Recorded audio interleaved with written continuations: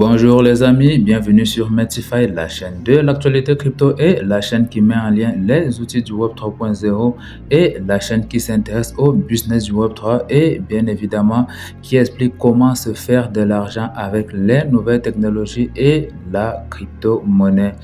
Alors les amis, on va commencer aujourd'hui par une analyse de la situation du marché et par la suite on pourra faire le point sur l'actualité crypto du jour. Alors après le générique, on commence.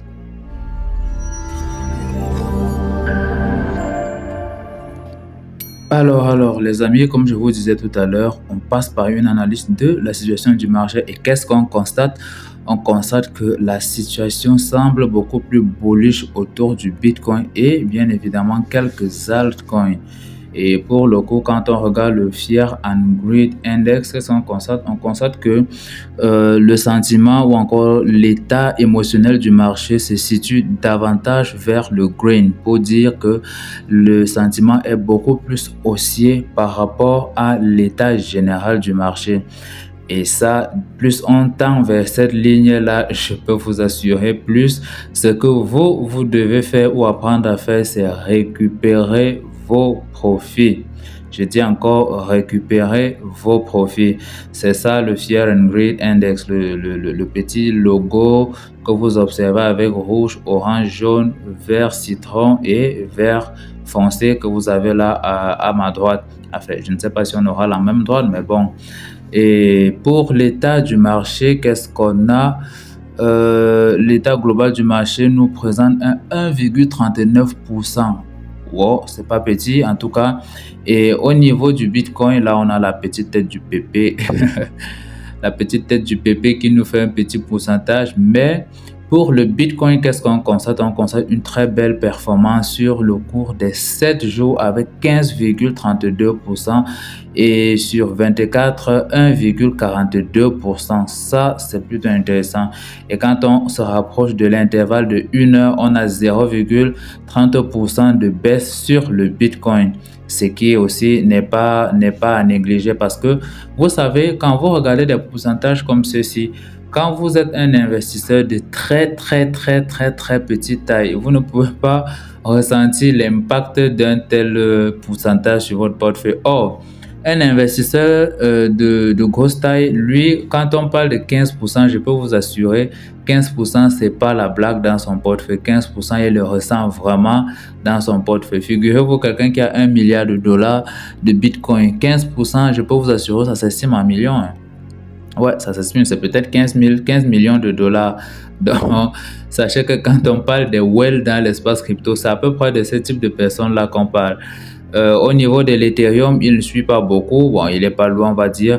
Et sur 24 heures, on observe 1,14%. Ça fluctue ou alors c'est volatile. Et sur 7 jours, on a 7,98%. Le sentiment, il est toujours haussier. Il est très moins baissier avec 0,53% sur l'intervalle 24, sur l'intervalle de 1 heure. C'est à peu près ça. Les market cap, la capitalisation ne fait que gonfler parce que on est quitté d'un été, je pense la semaine passée, était à 186 milliards de dollars à une capitalisation de 216 milliards de dollars. Ça, c'est plutôt un gap, rassurez-vous. Bitcoin, lui également, il était à 500 quelque chose de milliards. Le voilà, 674 milliards de dollars de capitalisation boursière, assez croissant par rapport aux dernières nouvelles qui ont su marquer leur présence sur la situation, les marchés des crypto-monnaies et même le marché des obligations, le marché des actifs, les marchés traditionnels en général et tout ça. Du côté de XRP, 6% sur 7 jours, 2% sur 24 heures et du côté du BNB, 4% ou 4,3 pour 34% sur 7 jours et 0,66% sur 24 heures avec 0,34% sur une heure de baisse sur une heure. Et il faut savoir que Binance, on regarde bien, on a l'impression qu'il a du mal à suivre le rythme, n'est-ce pas? Faut savoir que Binance, il est dans beaucoup de secousses ces derniers temps, vraiment beaucoup de secousses. il a passé son temps à faire l'objet de rédaction de tellement d'articles depuis la chute de FTX. Il est pourchassé ici, pourchassé là-bas. Et à côté de ça, même tout ça, oui, la Securities and Exchange Commission des États-Unis, vous avez les institutions juridiques ou réglementaires de l'Europe ou de la France, de la Belgique, etc. Vous avez les institutions réglementaires du Brésil qui passent le temps à lui courir après dans le sens vraiment critique. Rassurez-vous, dans le sens critique. Tout ceci même sans avoir une réglementation assez claire sur la crypto-monnaie pour pouvoir lui porter ou lui intenter un procès. Donc il est pourchassé là dans tous les sens. Mais il tient le coup, on doit dire. Il tient le coup. Ouais, il tient le coup. Et comme il tient le coup, bon, on pense qu'on peut espérer. Après, il faut savoir que Champagne a perdu presque 12 à 14 milliards de dollars de valeur sur la quantité d'argent qu'il avait en 2021 après le bull run. Il avait, je pense, entre 79 milliards de dollars et sur cette somme d'argent, il a perdu un total de près de 14 milliards de dollars. Donc, il est plutôt secoué, le boss. Il est secoué. Et sentiment aussi en général sur le marché. Bon, pour la première actualité, qu'est-ce qu'on a? On a une affaire de Sam Bankman-Fried. Je pense que vous savez qu'il est en plein procès actuellement, n'est-ce pas? Et il souligne qu'il ne connaissait fondamentalement rien aux crypto-monnaies, à la création d'Alameda Research. Donc, vous avez un champion devant vous qui s'est levé un bon matin. Il a compris que la crypto-monnaie, on pouvait faire des arnaques dessus et il devait faire l'effort également de construire un système qui allait lui permettre de faire aussi des arnaques. Sauf que il pense son système comment? En fait, Sam Bankman-Fried, déjà vous devez savoir que c'est l'ancien PDG de FTX. Il a témoigné et il a été interrogé par son avocat lors de sa deuxième journée d'interrogation du côté des États-Unis d'Amérique là-bas. Parce qu'il est bien évidemment auteur d'un gros désordre dans l'espace crypto et auteur de beaucoup d'arnaques également.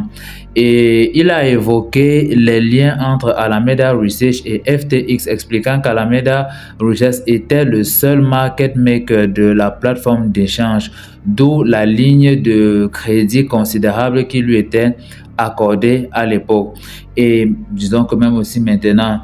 Et il a également admis que les crypto-monnaies n'étaient pas un choix de conviction philosophique de sa part, mais qu'il voyait plutôt dans le secteur des potentialités d'arbitrage beaucoup plus élevées. Donc, lui lance la plateforme beaucoup plus pour mener des activités d'arbitrage des crypto-monnaies afin de récupérer les liquidités. Genre, on identifie un coin qui se trade sur un autre échangeur peut-être à faible coût, on achète en grande quantité, on l'échange sur un autre échangeur qui le trade à coût élevé et etc. pour pouvoir absorber la liquidité ou les volumes d'une certaine manière, absorber la volatilité en lien avec le jeton. Donc, ce qu'il dit qu'il avait comme objectif de faire quand il lançait sa plateforme. Sauf que, n'oubliez pas qu'il va en procès avec beaucoup de personnes derrière lui. Et dans ce cadre-ci, son témoignage a été mis en question, a été mis en doute par les 3 témoins clés de l'accusation, dont son ex-compagnon Caroline Ellison, la belle créature Caroline Ellison, qui était qui était très proche de Alameda, de Sam Bankman-Fried, je veux dire. Et pour la deuxième actualité, je pense que c'est celle-là qui porte sur un rapport entre Bitcoin et l'or, si je ne me trompe pas, en termes de réserve de valeur. Et à ce propos, alors que l'or et le Bitcoin augmentent, ce qu'on doit savoir, c'est que l'indice clé des actions américaines est désormais en baisse de plus de 10% par rapport au sommet du 31 juillet. Donc, le supposé ou le géant S&P 500 est en train de couler de près de 10% par rapport à son dernier sommet du mois de juin ou alors par rapport à son dernier plus bas du mois de juillet.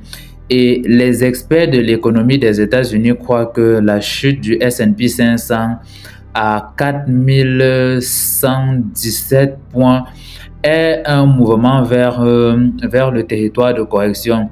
Et Jim Bianco de Bianco Research a averti que il a averti que le déclin continuera jusqu'à ce qu'il devienne un gros problème, c'est-à-dire le, le, le, jusqu'à ce que les investisseurs autour du S&P 500 constatent que mais là, la situation américaine et ses 500 S&P 500, ces 500 plus grosses entreprises devient de plus en plus critique de manière à ce qu'on ne puisse plus avoir vraiment confiance non seulement à l'économie américaine, mais également à ces 500 plus grosses entreprises à cause du froid, à cause de la volatilité qu'on peut observer à ce niveau-là, parce que le S&P 500, S500 est réputé pour être moins soumis aux effets de volatilité. Il est vraiment réputé pour cela.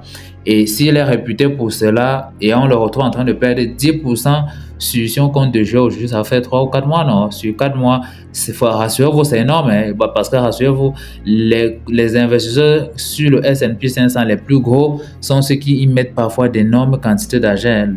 Vous allez voir quelqu'un qui a déposé là plus de 100 milliards de dollars, quelqu'un qui vous a déposé 90, 50 milliards de dollars sur le S&P 500 afin de profiter de ces 10% annuels et mensuel, je veux dire, et c'est ça qui vient couler sur 10% en quelques jours, qui peut se récupérer, bon, pourquoi pas, encore que la situation est plutôt critique ces derniers temps. Donc, les trois principaux indices boursiers des États-Unis ont subi des pertes comprises entre 2,1% et 2,6% au cours de la semaine se terminant en octobre, c'est-à-dire le mois d'octobre auquel nous sommes aujourd'hui. Il faut dire que les marchés sont clôturés, je pense, vendredi. Les marchés se clôturent habituellement le vendredi. Et elles se clôturent donc à ce pourcentage de moins, entre 2,1% et 2,6%. Et les économistes ont averti que les rendements croissants des États-Unis étaient assez critiques. Et les bons du Trésor des États-Unis les rendaient finalement plus attrayants que les actions. Et les investisseurs se tournent vers les États-Unis, Treasury et l'or, bien évidemment, pour pouvoir, ou encore vers les trésors américains et vers l'investissement sur l'or pour un refuge de plus en plus, pour éviter le coût de la volatilité. Sauf que au niveau du Bitcoin, on constate que Bitcoin a dépassé la barre des 35 000 $ pour la première fois depuis mars 2022. Encore qu'on était en bear market depuis la dernière fois. Donc, depuis là, il a perdu un montant comme celui-ci. Et la forte augmentation des actifs cryptographiques a été liée à la spéculation selon laquelle les ETF auraient mis leur nez dehors ou auraient connu une validation de la part de la Securities and Exchange Commission des États-Unis, ce qui bien évidemment a été démenti par le média qui avait fait cette publication-là.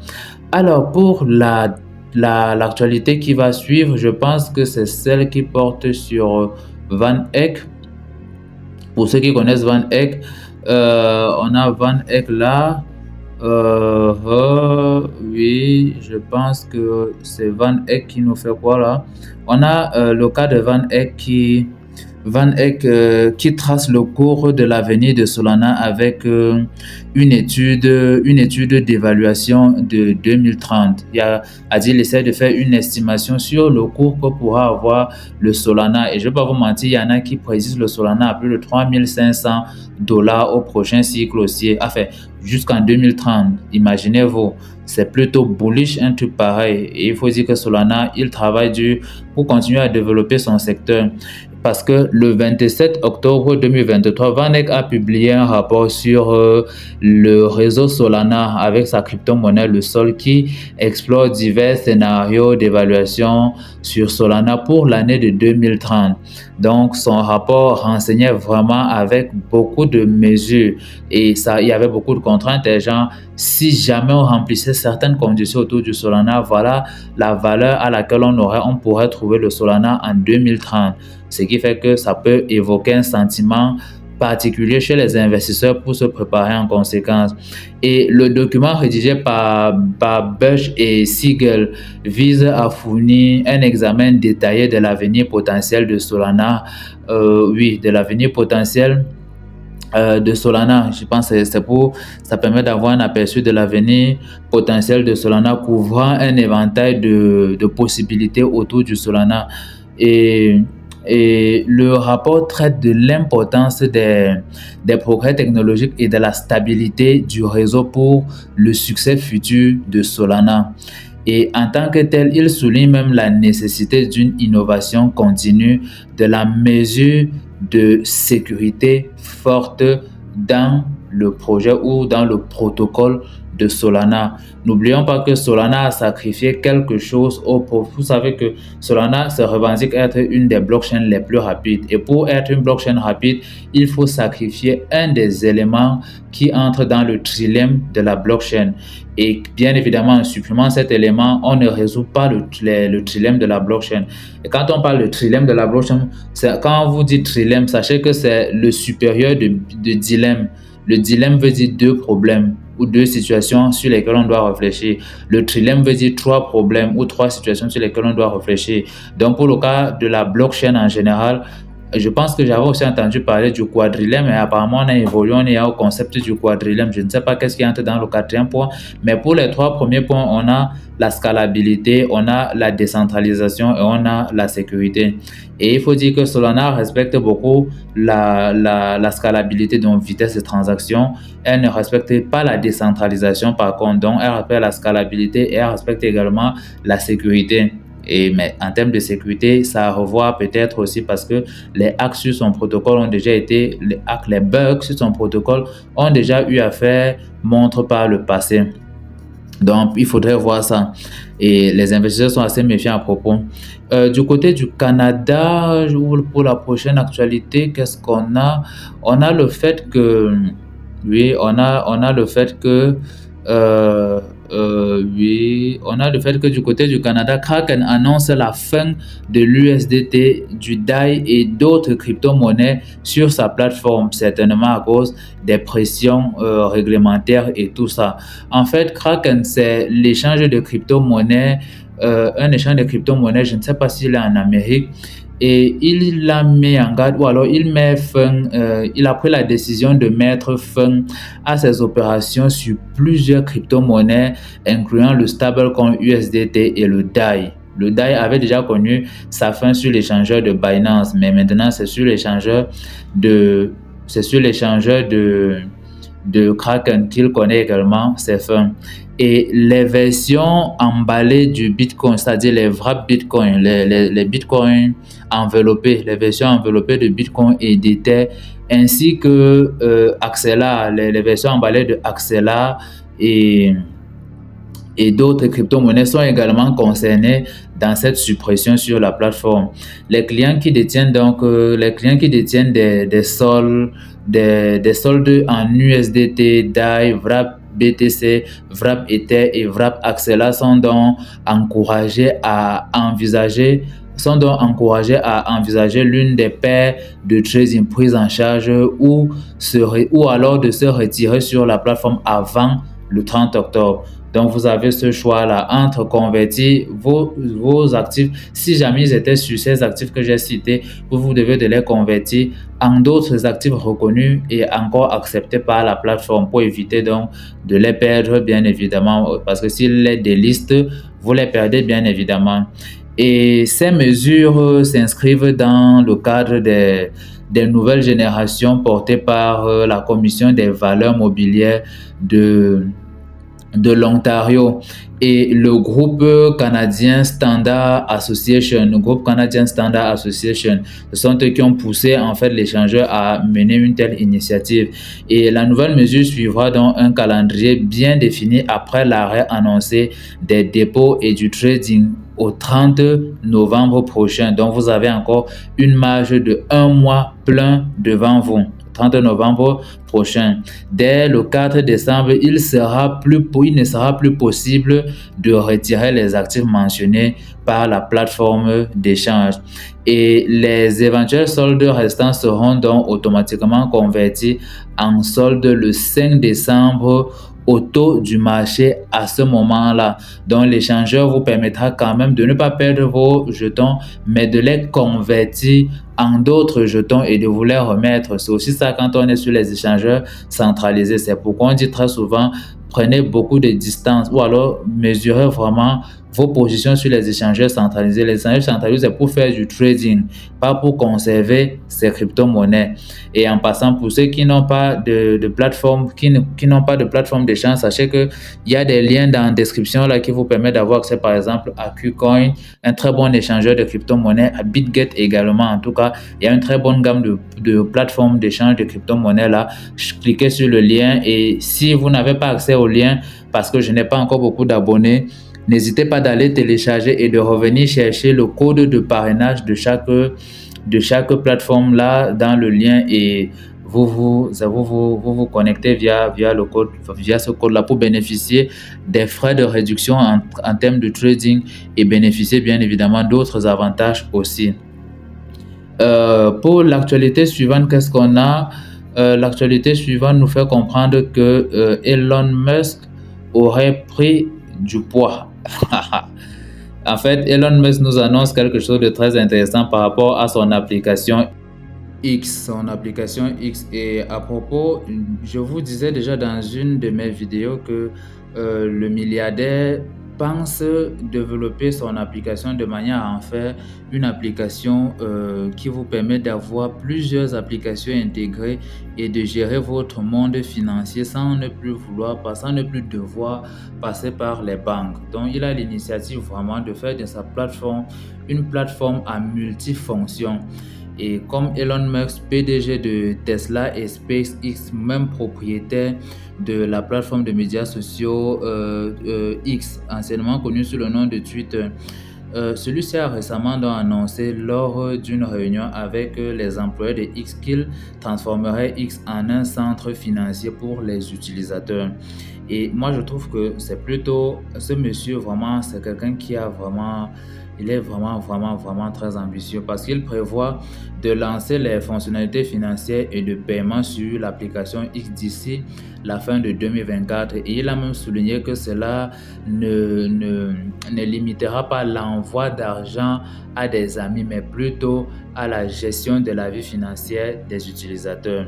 Et il a également souligné, même quand je l'ai lu, il a également souligné et annoncé que X offrirait un compte du marché monétaire extrêmement convaincant aux utilisateurs ainsi que des cartes de débit, des chèques et des services de prêt même sur la plateforme. Et ça, c'est un truc de fou, moi je trouve. Pour beaucoup des crypto-influenceurs, ils spéculent dans le sens où il finira par intégrer également les crypto-monnaies comme le Dogecoin comme monnaie utilisable dans ce secteur-ci, d'où sa relation avec Champing Zhao etc. Et en ce moment même, la société de médias sociaux est en train de sécuriser les licences de transmission d'argent aux États-Unis afin d'offrir des services financiers aux utilisateurs. Et Musk espère obtenir des licences supplémentaires requises par X dans les prochains mois afin de mettre sur pied donc, de façon totale son initiative. Et ça, pour ma part, honnêtement, tant qu'il continue de le faire, ce qui est sûr, n'oubliez pas que je ne sais pas s'il est vraiment un cryptophile, mais avec le temps, on constate que celui-ci, il fait des trucs qui finissent par améliorer à peu près le rapport à la sphère crypto. Et encore que sa plateforme est la meilleure plateforme pour avoir accès à l'univers des crypto-monnaies. C'est la meilleure plateforme. Après lui, je ne sais pas s'il y aurait une autre plateforme, mais X reste la meilleure plateforme pour les crypto-influenceurs, le partage d'actualités crypto et tout le reste, y compris politique et tout. Et pour l'actualité suivante, je pense qu'on va retourner ici du côté du Royaume-Uni, où bien évidemment le Royaume-Uni et les forces de l'ordre qui donne désormais à saisir les crypto-monnaies sans condamnation, ce qui serait plutôt frustrant pour ma part en tout cas. Pourquoi? Parce que si je reviens sur ce que j'ai lu dans l'article fait comprendre que la loi économique, la loi Economic Crime and Corporate Transparency Act a approuvé ou encore approuvé par la loi Charles III, n'est-ce pas, permet aux forces de l'ordre de saisir, geler et récupérer les cryptoactifs beaucoup plus rapidement qu'autrefois. Ça, c'est ce qui est inquiétant. Et cette manœuvre vise à cibler de manière proactive les organisations criminelles et les autres acteurs qui cherchent à abuser de l'économie ouverte du côté du Royaume-Uni. Ce qui n'est pas mal aussi parce que ça vise également non seulement à encadrer la sphère crypto, mais c'est d'un autre côté, j'imagine un peu, bon, en tout cas, évoluons seulement parce que en tout cas, ça va être un peu plus serré. Ça va être un peu plus serré. Et les banques locales ont déjà interdit les achats de crypto-monnaies pour leurs clients, arguant que ces dernières présentent des risques pour leurs utilisateurs. Comme si c'était à eux de mesurer le risque. Bon, moi, je fais de mon argent ce que je peux et ce que je veux. Et quand les banques le font, c'est parce qu'elles voudraient que vous veniez, que vous déposiez vos fonds de leur côté, parce qu'elles savent que la sphère crypto va bien au-delà de leur mesquinerie en termes de leur mauvaise gestion de la finance. Et donc, l'environnement réglementaire n'est donc pas particulièrement favorable pour le secteur des crypto-monnaies du côté du Royaume-Uni ces derniers jours. C'est vraiment pas favorable de ce côté-là. Et ce que moi je vous demanderais de faire, c'est surtout de rester prudent parce que bien qu'on est en train de connaître un petit mouvement haussier, on n'est pas à l'abri d'un fracas énorme prochainement. Il faudrait qu'on soit prêt à toute éventualité. L'actualité peut changer tout, gravement tout. Et c'est pas souvent plaisant à vivre, je peux vous l'assurer. Pour la prochaine actualité crypto, je pense que c'est celle qui porte sur l'activité du phishing. Je pense qu'il y a failli avoir fraude et arnaque sur la sphère crypto ces derniers jours. Et un faux site BlockWalk fait croire un faux hack à Uniswap pour voler des crypto-monnaies, ce qui a bien pu être évité de ce côté-là. Donc, comme je venais de vous dire, il faut être assez prudent dans la façon de gérer vos portefeuilles crypto-monnaies. Soyez vraiment assez prudent parce que sur Reddit, plusieurs subreddits ont été partagés pour donner l'illusion d'un article de nos collègues de BlockWalk informant d'un prétendu hack de 37 millions de dollars sur l'échange de crypto-monnaies décentralisées Uniswap. Et les subreddits frauduleux à l'aide d'un prétendu hack d'Uniswap et invite même les lecteurs à aller révoquer l'approbation sur un smart contract supposé être compromis, vous voyez. Et dans ce genre d'initiative, le but des fichiers, si on le dit ainsi, c'est que vous parveniez à allier votre portefeuille et bien évidemment à autoriser l'interaction entre la plateforme et votre portefeuille. Et dès que vous le faites, paf, c'était bon pour vous. Vous êtes victime d'un coup dur à ce moment-là. Vous êtes victime d'un sérieux coup dur à ce moment-là. Et donc, qu'est-ce que je voulais dire? Et donc, il faut être vraiment très prudent parce qu'il est important de vérifier les réseaux sociaux des acteurs concernés très souvent par l'envoi de ce type de liens-là. Faites l'effort de les cliquer hors du champ de ce qui peut interagir avec vos informations privées. Faites-le loin et regardez à peu près ce qui se passe à propos. Et pour info, ça c'est une petite parenthèse. Il y en a beaucoup de vous qui ont forcément reçu des NFT de tout genre sur leur portefeuille, quel que soit le portefeuille, ça peut être Trust Wallet et autres. Faites l'effort de ne jamais interagir avec ces ces NFT-là, tant que vous savez que vous ne les avez jamais achetés ou jamais claimés parce que vous avez fait une tâche, on vous a dit oui, vous avez gagné ce NFT. N'interagissez pas avec ces NFT-là. Vous allez tout perdre dans vos portefeuilles, vraiment tout perdre. Et pour l'actualité suivante, qu'est-ce que nous avons? Pour l'actualité suivante, je pense que nous avons quelque chose qui va dans le sens de... Nous avons quelque chose qui va dans le sens de quoi déjà? Nous avons quelque chose qui va dans le sens de l'actualité autour du Venezuela, de l'inflation en tout cas. C'est une actualité qui nous rapporte le fait selon lequel l'inflation est en train de bousiller l'économie des autres nations.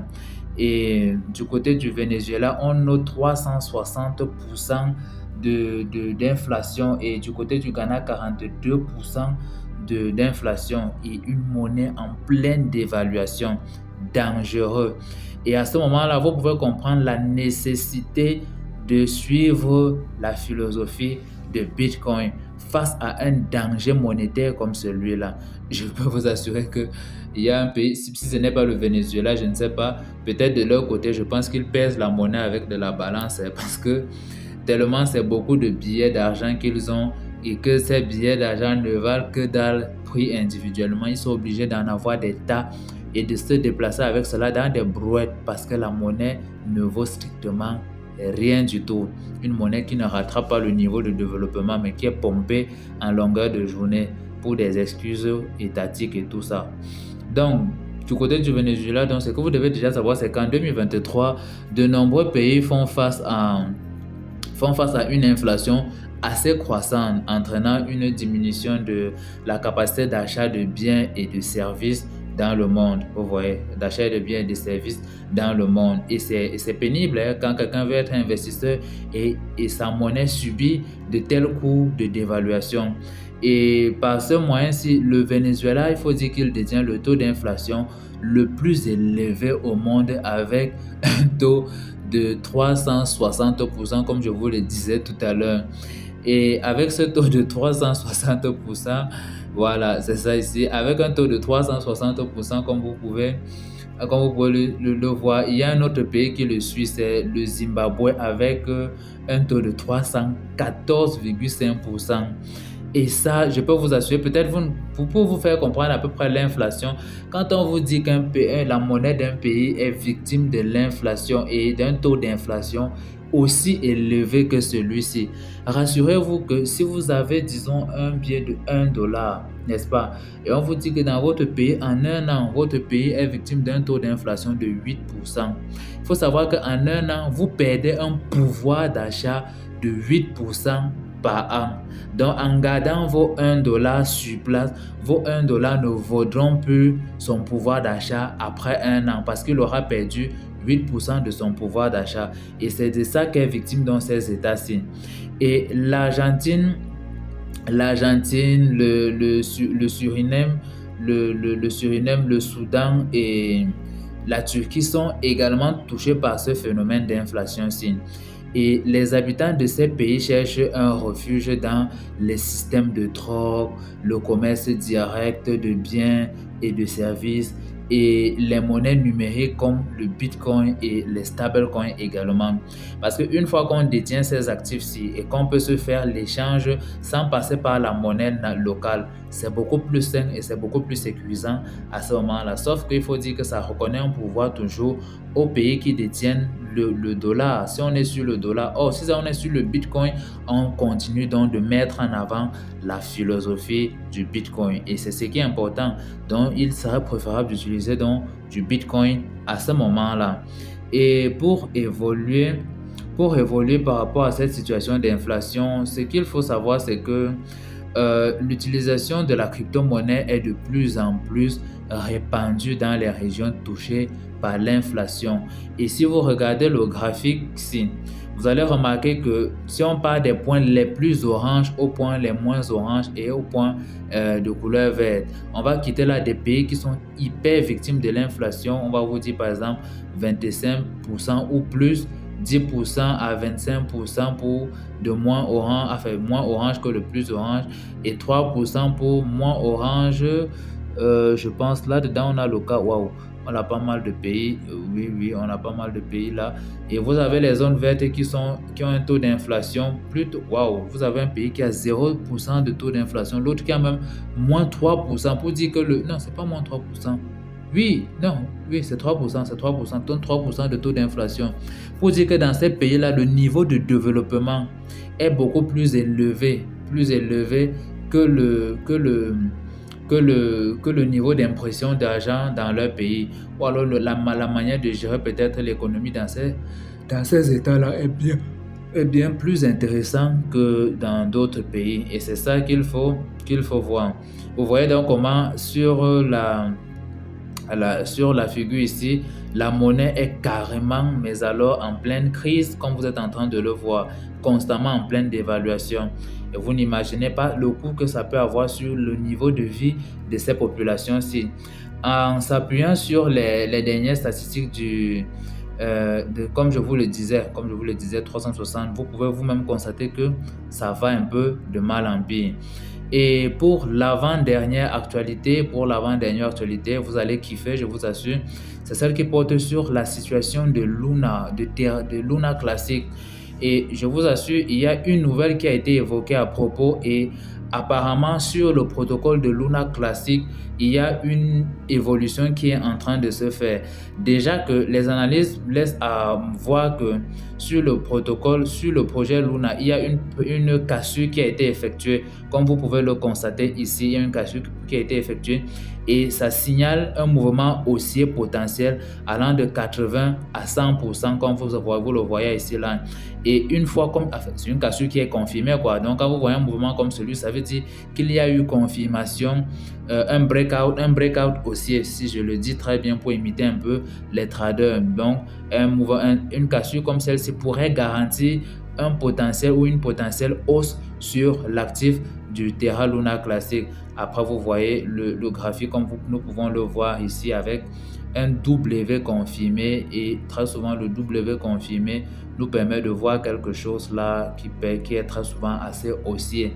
Est-ce que ça c'est le Terra? Je pense, je ne sais pas si je ne vois pas très bien ici, mais bon, vous pouvez le voir comme vous le voyez avec moi là.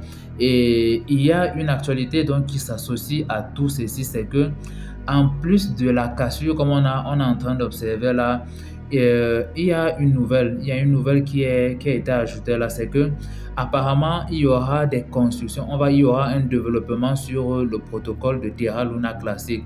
Les projets vont se développer massivement et de façon agressive sur son protocole afin de faire évoluer le projet Terra Luna. Et qui avait dit que le projet il était mort. Apparemment, ce n'est pas le cas du tout. Parce que figurez-vous que si les initiatives de construction sur la blockchain Terra sont vraiment prises à cœur, je vous assure, peut-être pas le jeton atteindre $1 parce qu'il faut dire qu'il a énormément de pièces. Ces pièces vont à plus d'1 trillion, non? Il y a plus de 50 trillions de pièces. Et avec ça, dire qu'on va atteindre les $1 avec non, il ne faudrait quand même pas rêver. Ce qui n'est pas impossible sur le long terme, bien évidemment. Sur le long terme, ce n'est pas impossible.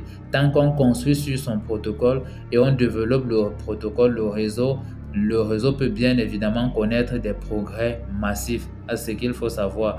Mais s'il n'y a rien de fait et de ouf là-dessus qui permet vraiment de valoriser le secteur, de développer le secteur, moi je vous promets pas grand-chose à propos de Terra Luna. Je vous promets vraiment pas grand-chose. Et enfin, on va aller sur la blockchain de Shiba et la blockchain Shibarium et son jeton de gouvernance, le Shiba. Un écosystème qui est en plein développement et qui attire massivement les investisseurs. Et à propos de Shiba et son Shibarium, vous allez voir que ça c'est le graphique haussier sur Shiba. Vous allez constater que beaucoup de protocoles pas forcément de protocoles, de projets sont en train de se développer sur le protocole de Shibarium ou encore sur la blockchain du Shibarium. Et Shibarium, vous savez que c'est une layer 2, non? C'est une solution conçue sur la blockchain Ethereum et en tant que solution, elle est donc propre, elle est elle-même sa propre blockchain. Je ne sais pas si je l'ai bien dit en tout cas. Et en tant que propre blockchain, elle est en train d'évoluer vers quelque chose d'intéressant. Et ces derniers jours, les données en chaîne de Into the Block ont montré que les baleines de Shiba, que les baleines SHIB, c'est-à-dire les grands détenteurs ont accumulé d'énormes quantités de Shiba au cours des derniers mois. Au cours des derniers mois, oui, il y a eu une forte accumulation du Shiba au cours des derniers mois. Attendez, le graphique lui montre plutôt une progression sur la valeur du Shiba. Oui, donc il y a eu une forte accumulation ces derniers mois autour du jeton du Shiba Inu. Et les grands détenteurs de l'écosystème Shiba sont divisés en 12 baleines. Celles avec plus d'1% de l'offre de la circulation actuelle du Shiba, c'est-à-dire 543 trillions. Ils ont plus d'1% de l'offre de la circulation et 47 investisseurs, celles avec plus de 0,1% de l'offre en circulation du Shiba. Et les meilleures adresses de Shiba ou du portefeuille Shiba ont ajouté une augmentation de plus de 33,17% environ, c'est-à-dire environ 300 millions de dollars SHIB au cours des 90 derniers jours seulement. Or, si vous vous rappelez récemment, au début du mois de septembre, je vous faisais comprendre qu'il y avait moins d'activité sur le réseau Shiba. Eh bien, rassurez-vous, les jours après, il y a eu des fortes accumulations à propos du Shiba Inu. Et les données d'alerte, les données des alertes baleines, c'est-à-dire quand je pense qu'il y a une chaîne YouTube là qui est très souvent faite pour repérer quand les baleines font les gros achats sur les meilleurs projets. Et donc, les données des alertes baleines sur piste ont montré divers transferts massifs au cours de ces dernières périodes-ci. Et il faut savoir que lorsque les investisseurs accumulent de grandes quantités, cela signifie souvent une prise ou encore une reprise des prix entrant sur le réseau en question. Et ça, il faut le saisir, Et cette accumulation massive par les grands détenteurs indique bien leurs croyances. Et c'est pas faux. On dit très souvent qu'il faut apprendre à renifler où l'argent va. Apprenez à sentir où est-ce que l'argent se dirige dans les marchés. Donc, un tel mouvement indique leur croyance haussière en Shiba Inu malgré le faible élan de la crypto-monnaie avant la hausse continue du marché des crypto-monnaies qu'on observe ces derniers jours-ci. Et il faut ajouter que ces accumulations, si pour la plupart, quand on fait l'analyse, la cryptosphère laisse comprendre que c'est dû à l'introduction du Shibarium comme base de l'écosystème de Shiba ces derniers jours. C'est comme on a mis sur pied le Shibarium, la blockchain de Shiba, ça doit être ça qui impulse parce que l'écosystème Shiba est bien en train de se construire ces derniers jours. Il y a un très gros écosystème qui se construit là-bas et il faut bien cibler les jetons à propos. Et en fait, Shibarium, c'est une solution de layer 2, comme je vous disais tout à l'heure, développée par Shiba Inu. Et il faut dire qu'il a connu un énorme succès depuis sa sortie. Et au moment où je vous produis cette vidéo-ci, la chaîne de blocs Shibarium compte même un total de 3 685 073 transactions actuellement et plus de 1 257 858 adresses de portefeuille déjà enregistrées, ce qui est assez massif et assez rapide. C'est parce que c'est une adoption qui s'est faite en moins de temps que prévu sur le Shibarium. Et en termes de perspectives futures pour le Shiba, vous pouvez vous-même voir à partir de ces analyses-ci qu'il serait intéressant de suivre le Shiba. Je ne vous donne pas de conseils en investissement. Je n'ai pas qualité déjà dans ce sens-là. Je vous partage mon point de vue, mes analyses sur la situation du marché et bien évidemment, je vous fais voir les choses telles que le marché les reflète. Alors, ce sera tout pour l'actualité crypto du jour. Et les amis, n'oubliez pas de me soutenir, likez, commentez. Même si c'est négatif, laissez le commentaire. Je verrai ce qu'il faut corriger. Et surtout, ciao ciao pour la prochaine vidéo.